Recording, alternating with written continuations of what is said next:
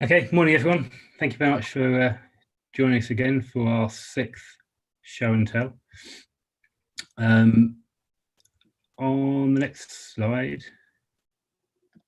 as we did last time and had before, questions and answers are on the Slido link, which went round with the invitation. So if you want to pop anything in there as we go along, and then we'll cover them all off at the end. So I think it's a quick roundup of what we've been, or why we're here. So we have been funded to look at developing an alternative offering to local planning authorities and case officers and managers to process planning applications. And we've taken very much a user-centred approach to that. So it's appropriate to users, but also relevant to all local authorities. What have we been doing in the last sprint? What are we doing in the last sprint? So we've, as I say, more testing and iterating on the development and the system itself. We've had more research sessions, but importantly, we've been speaking with the team behind the London Development Database and the Planning Portal team as well. We started developing the document management functionality, and we've integrated with, integrating with gov.uk Notify. And if you're not aware of what that is, it's just a government standard approach to consulting and sending out text messages, emails, and letters. And I think Evangelos will cover that later. But just hand over to Michelle to talk about design and research. Thanks, Jack. So through this sprint, we've continued to iterate our designs and prototypes using the GovUK prototyping kit. The main iterations we have made are to the home screen and how managers can give feedback and make corrections, so officers might want to review their assessment. We've also prototyped a skeleton journey for assessing full household planning permission applications. And to do that, we had to do a bit more research. We needed to find out a little bit more about how conditions can be applied to decision notices for full applications, and also what happens on site visits. To do this, we spoke to Southwark Council and Coventry Council to get a bit of that background research. Next slide, please. Thank you. So one of the changes we made was on the application list. So this is the first page that an officer will see after they've logged into BoPS. And it basically shows all of the householder applications that need to be assessed or are in progress. One of the issues, and something that confused pretty much every user we spoke to, was that they are used to seeing applications that have just been allocated to them. So our kind of list was showing everything, including applications that were in progress that other colleagues were working on. We heard that this was confusing, and we also felt that over time this list would be very long. So we've simplified it. Now an officer will only see the applications that they're working on, as well as any that haven't been started. And when they start that application, it will be assigned to them. If somebody else starts it, it will disappear from their list. Next slide, please. Officers also told us that after they'd made a recommendation and submitted it to their manager, they want to be able to kind of check when they made that submission, when they sent that recommendation over. The reason for this was, one, it allows them to check if they're hitting their targets, but it also, I guess, gives them kind of extra confirmation that they've done their bit and sent it to their manager. So what we've done is we've added the recommendation date onto the awaiting determination tab.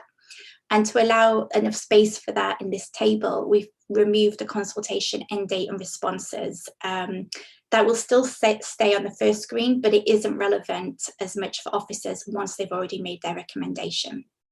Next slide, please. And we've also simplified the journey for managers. So previously, managers, we tried to structure it a bit more so managers could review an application and then give feedback about specific parts of it.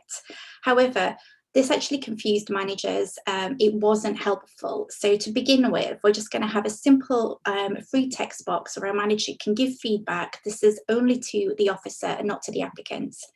And then when BoPS is being used, we will be able to kind of keep an eye on this and see, are there any kind of common types of feedback that we could potentially allow managers to tick so they don't have to write it each time. But for our MVP, we're starting with this simple solution. And we've also made the alert that officers see a little bit more prominent. This is this red box on the, at the top here. Previously it was blue, nobody saw it. So we've made it stand out a bit more, and we're going to test that and see if that's a bit easier. Next slide, please. And as I said at the start, we've now started to develop the prototype for assessing full applications. So you've got the task list on that side, which is just for permitted development. It's quite simple.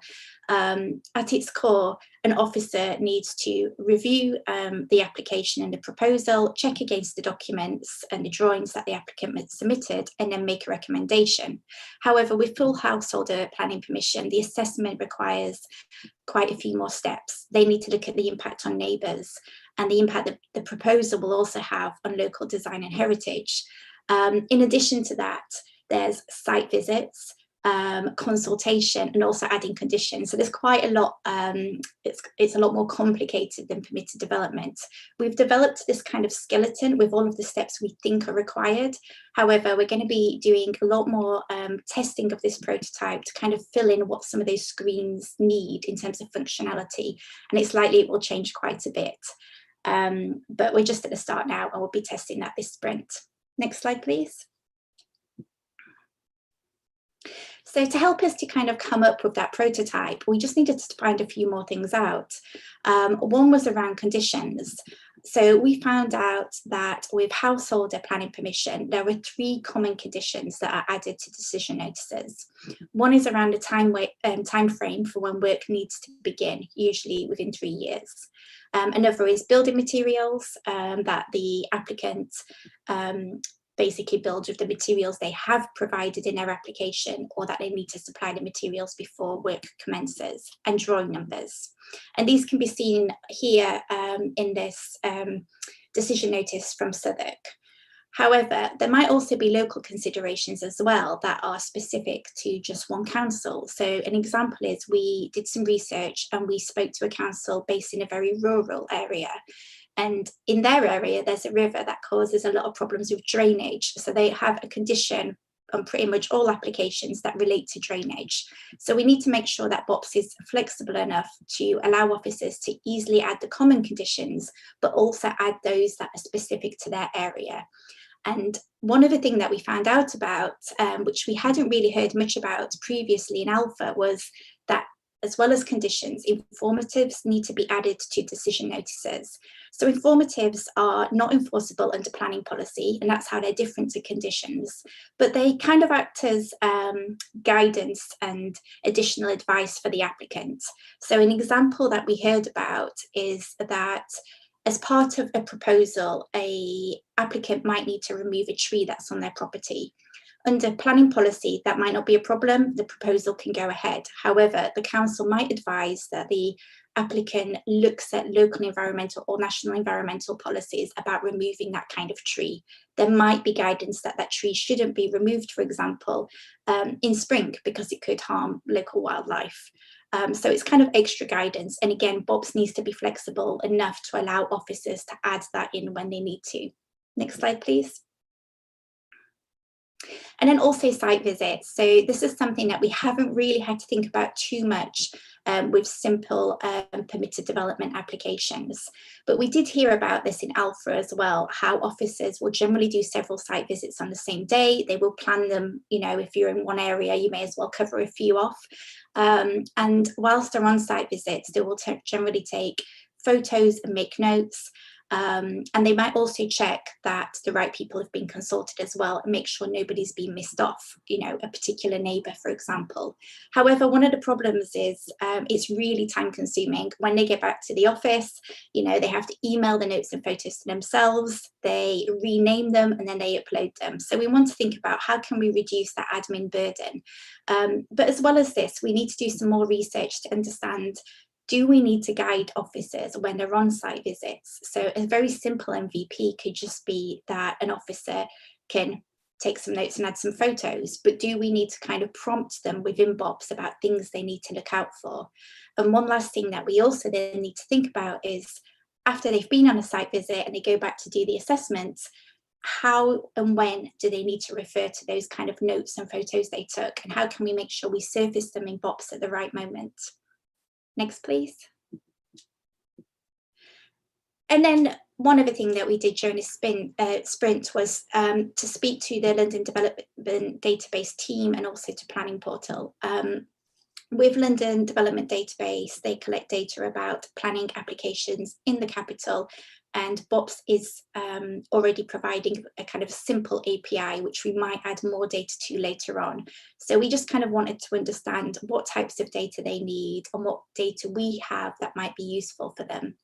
And we've also started discussion with Planning Portal as well. They've shared their data schema with us, and it's something we're going to have a look at because we're interested in exploring how we might potentially be able to take applications from Planning Portal as well, so they can be assessed in BoPS in future. And next slide, please. Now I'll hand over to you, Evangelos.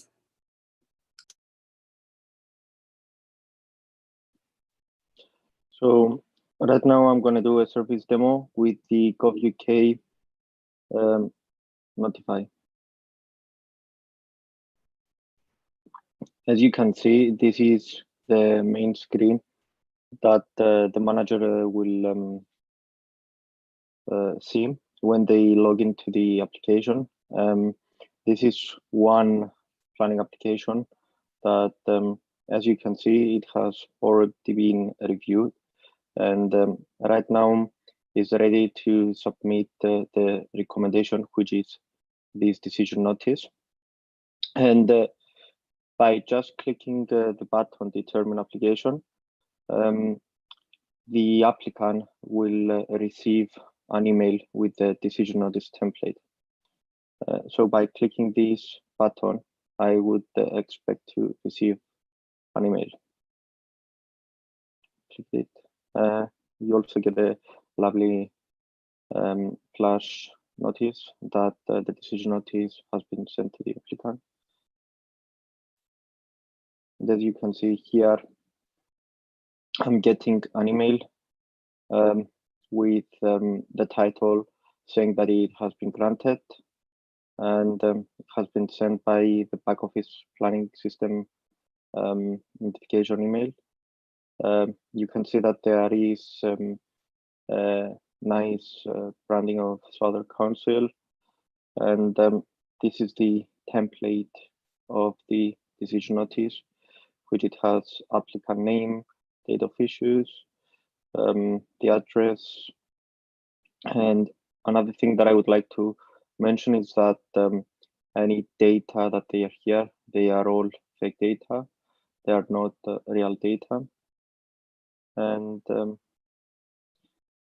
now let's go back to presentation. I will hand over to Tom. Thank you. So just a quick update from me about penetration testing. So as we get ready to make the feature functionality around permitted development available to our partner councils, we obviously need to make sure that the application we built is secure. So in the next sprint, we'll be working with a security firm to run penetration tests on site. They'll give us a report with any recommendations we need to address, and then we'll be running a follow-up penetration test once we've completed full householder applications, and then probably another one after that to kind of check on the recommendations from that. So as we continue to deliver more functionality to our partners, we'll continue to run pen tests and just make sure what we're building is actually secure. So that update from me. Back to Jack. Thanks, Tom. Yeah, so next sprint, next 2 weeks. So we'll finish off developing the MVP document management feature. We will add, you'll have seen in previous show and tells, the questions and answers from the applicant. So we're going to add policy references as links on those screens.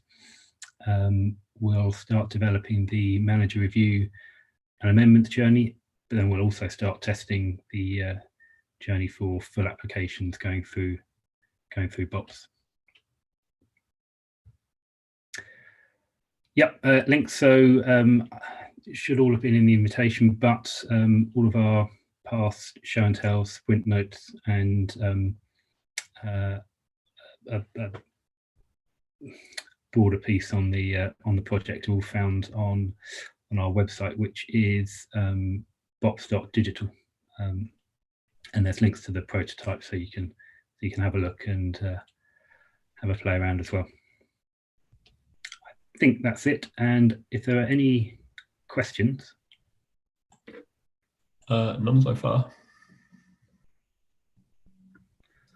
All right, we'll give you 10 seconds.